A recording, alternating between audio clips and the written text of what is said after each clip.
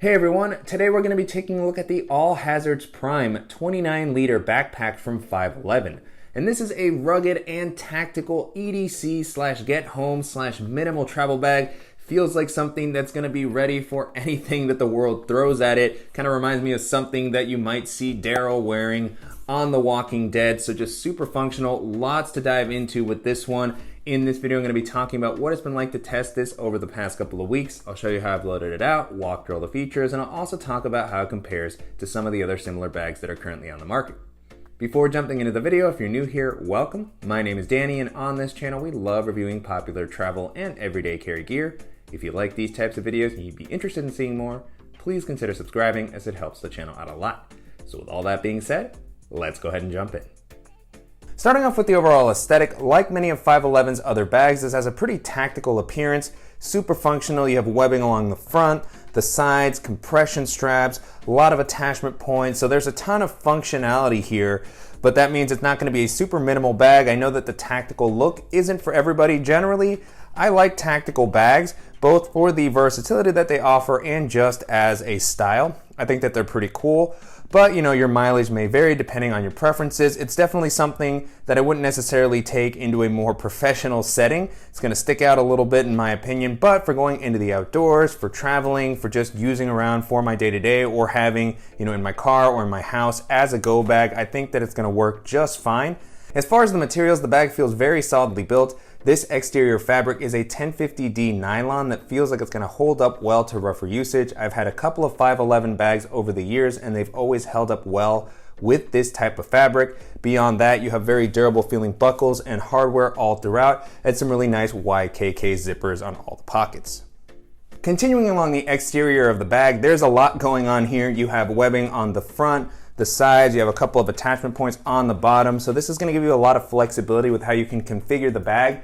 There's no external water bottle pockets per se, but there are a lot of MOLLE compatible pouches that you can pair with the bag to give yourself a water bottle pocket or just more organizational flexibility. 511 has a couple of pouches in their ecosystem that are going to pair well with this. And then there's also just a ton of other third-party options. Beyond that, I like having the webbing so that you can clip on additional accessories with a carabiner. Just have my hand sanitizer here, but I'll typically pair a hero clip. I think I have one here on one of the sides. But beyond that, you know, there's just a ton of different ways that you can use that webbing, which is nice. And then you have some Velcro areas, one at the top and then one on the front. So I just have a little pirate patch there. And then you have the blacked out 511 logo at the bottom. So I like that that's pretty subtle and out of the way. It doesn't really stand out too prominently.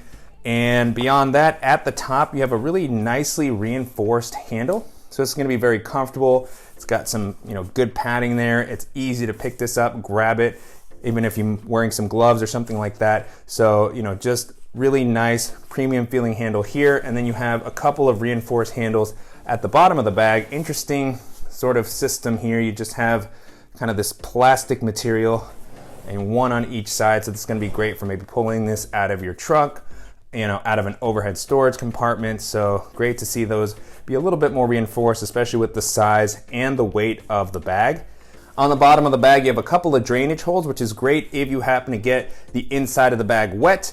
This is going to allow it to air out. One thing I forgot to call out earlier about the material is this: with this 1050D, this is generally a fabric that's going to attract a good amount of fur and dust.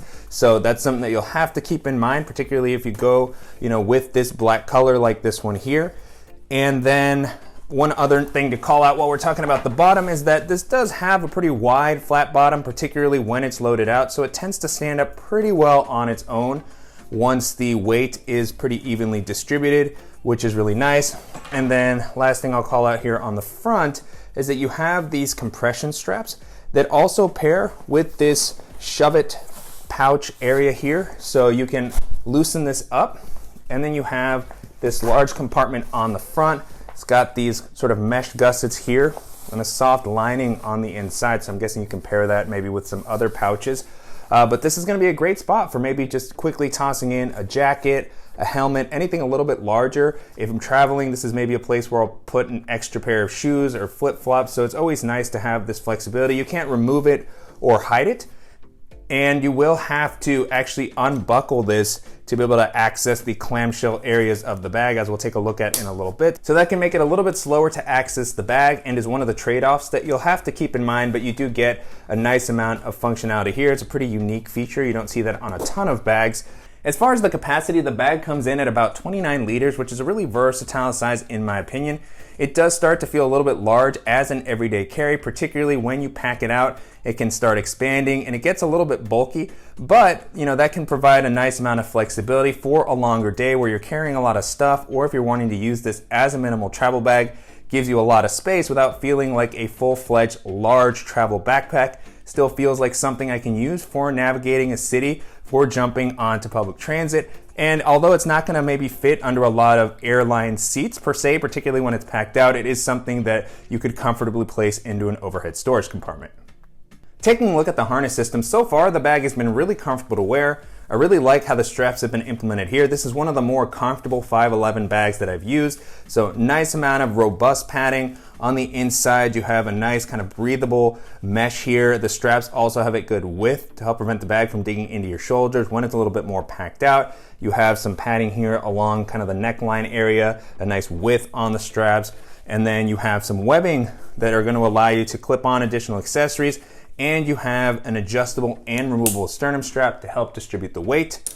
On the straps, you also have these quick release buckles at the bottom, which can help you take the bag off quickly without kind of losing the length that you have on your bag. I also like these as they allow you to clip this around a table leg or a chair or somewhere that you're sitting, just give you a little bit of theft deterrence.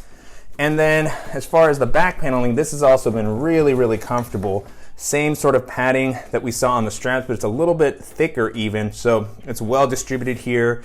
Very comfortable, breathable material, a nice amount of elevation to create these air channels to provide you with some airflow while you're walking around throughout the day. Then you have a little bit of reinforcing here on the bottom, which is interesting.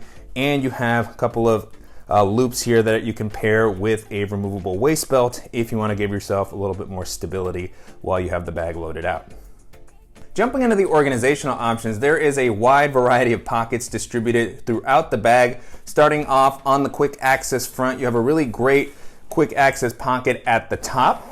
That is going to be an excellent spot for your sunglasses or something a little bit more delicate. This area's got a little bit of padding here. This is kind of a rigid lip here, and on the inside you have a soft lining to help prevent against scratching. You can see that it's a very spacious compartment, which I really like, so I was easily able to fit my sunglasses with their case to give a little bit more protection. I have my AirPods here. This compartment would have also been able to hold something like my GoPro, so always a big fan of having these larger quick access areas, very easy to get to. You have the dual zipper pull so you can open it from either direction, which is really nice. And then on the front, you have a simple zippered quick access pocket. Not a lot going on here, but a decent amount of space. At the moment, I just have a portable battery as well as a cable and wall adapter to charge my phone and my tablet. I like that this has a nice amount of depth and volume, so I could have placed additional items in here, but there's so many pockets all throughout the bag that I just kind of had to spread everything out. Behind that, you have a larger admin area that's on this shove it pocket that I talked about earlier. And this opens fairly wide, so you'll want to be careful that items don't accidentally spill out, but when you have the bag laying down, this will provide a little bit more visibility into the organization that's built in here. It would have been nice to maybe have a contrasting liner here. This is all black, so things can start to get a little bit tough to see. But you have a couple of nice slip pockets on the front for EDC items. I have the Spyderco Para 3 there, and then I have a couple of pens, a little flashlight, just to kind of fill off the slots. You have a nice variety there, and then I have a larger Nightcore flashlight here just because I could fit it into this larger pocket.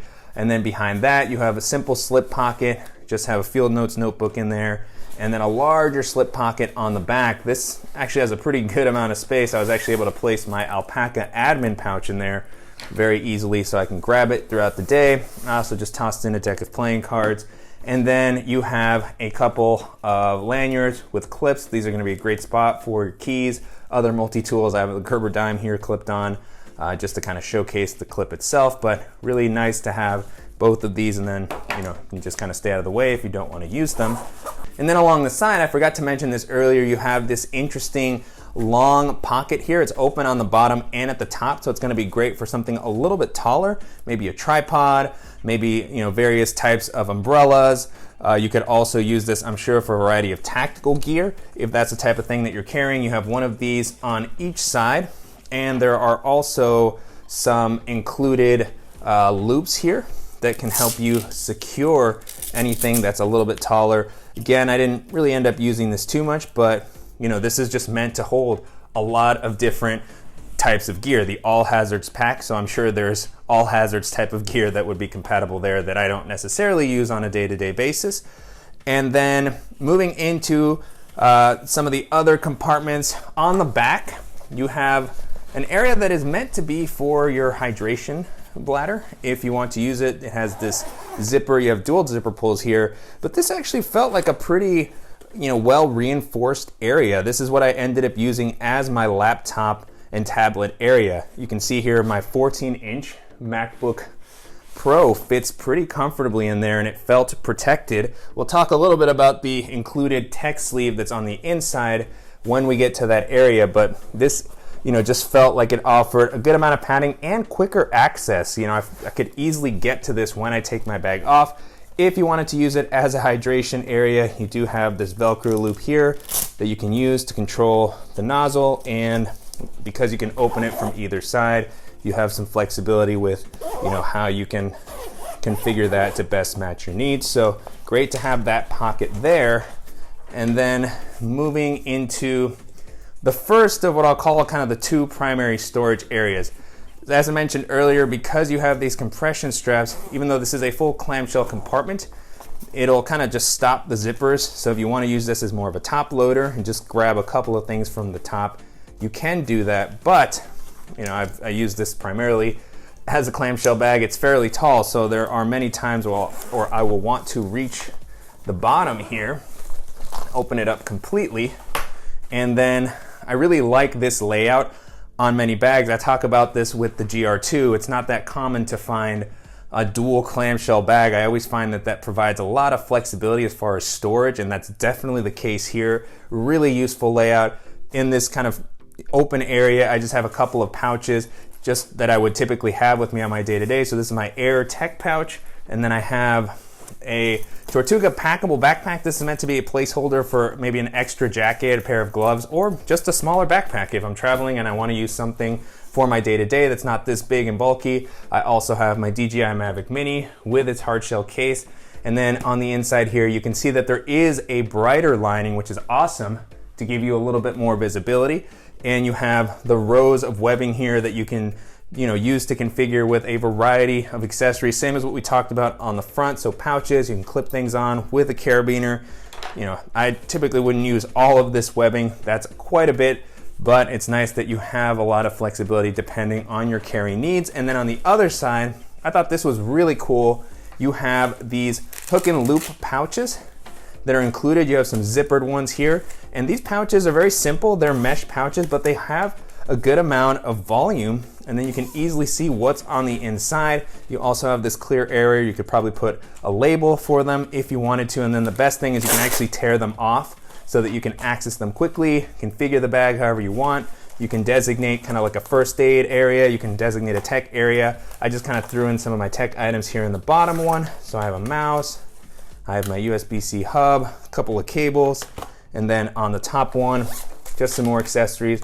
I have my GoPro, I have a little medical kit, and then a nail clipper set, mini sewing set. But with both of these, when I arrive somewhere, I can just pull this off, which I think is very cool that these were included with the bag, so you can tear those away. And then moving into the primary clamshell compartment, the zippers again extend all the way down so that you can have full visibility and easy packing in this area. Very simple space here, not a ton of built-in organization. And here I have the other typical everyday items that I normally have in my loadout. So I have my Beat Studio wireless headphones with their hard shell case. I have a packable rain jacket. I have the Evergood Civic Access Pouch 1 liter, and then the Evergood Civic Access Pouch 2 liters. And all of that fit in there very easily. On the back of the compartment here, you have an elastic slip pocket. So this could be a spot where you may store an additional device. You can use it to separate out, folders and documents, maybe some shoes if you're using this for travel. You also have this Velcro area here that will provide you access to the frame sheet if you want to adjust it or remove it.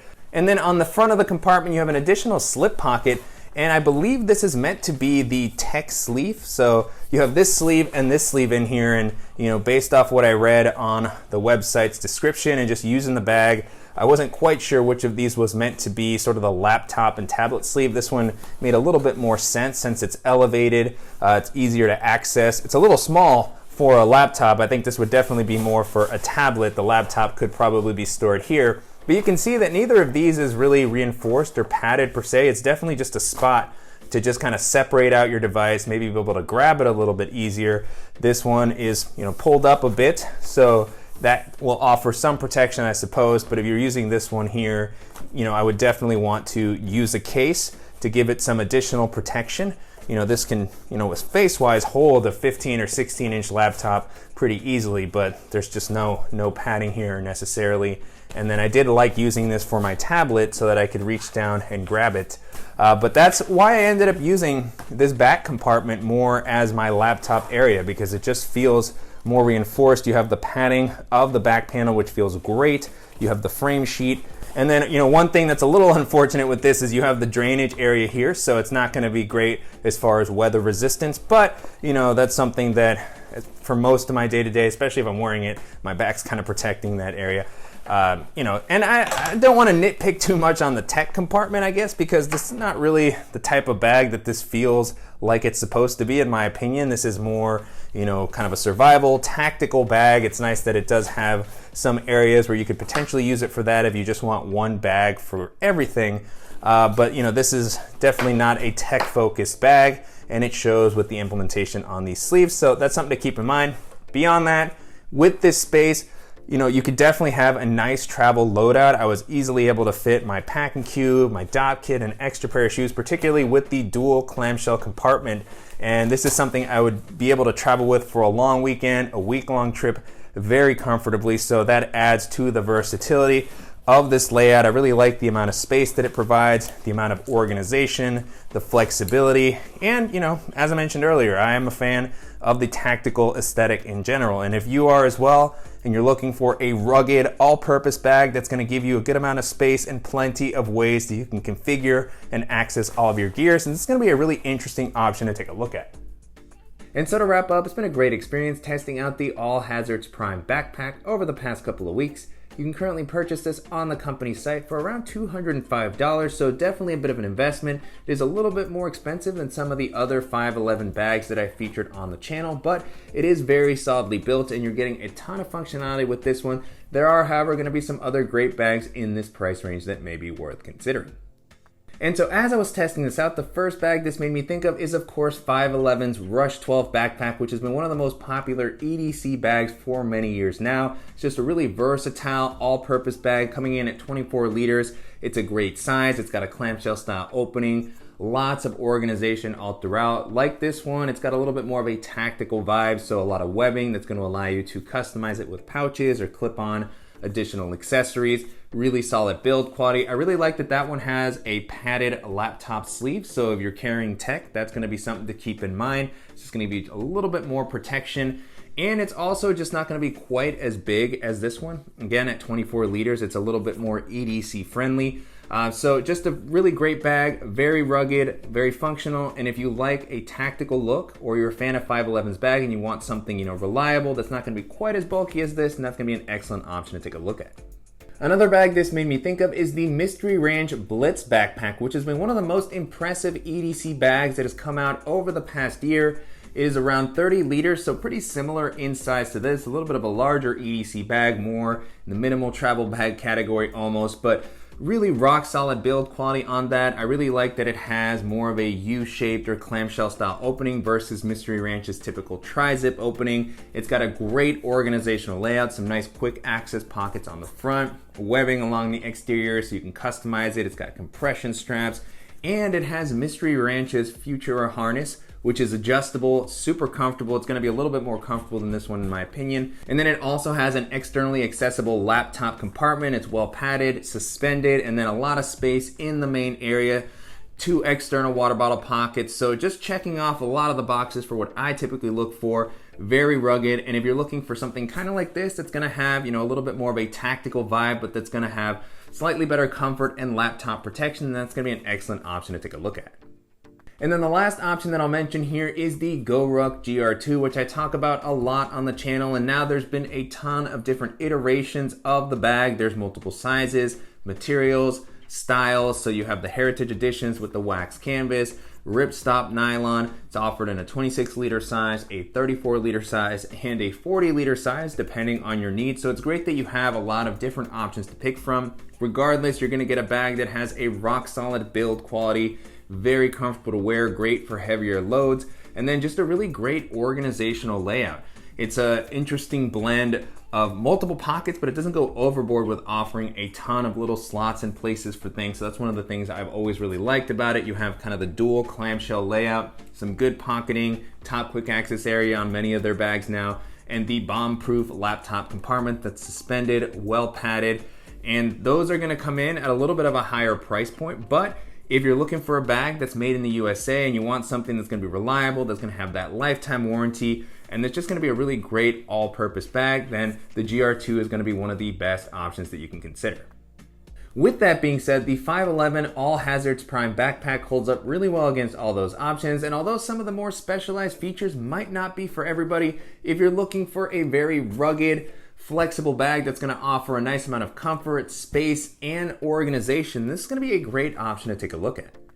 And I'm definitely curious to hear what you all think of the All Hazards Prime backpack and how it compares to some of the other popular EDC bags that are currently on the market. And if there's any similar options that you think that I should check out, as always, please let me know in the comments. And I want to thank the company for sending the bag for me to test out, and to you guys for watching and supporting the channel. If you enjoyed this video, please give us a like, and if you haven't already, make sure to subscribe so you don't miss any upcoming videos, and we'll see you in the next one.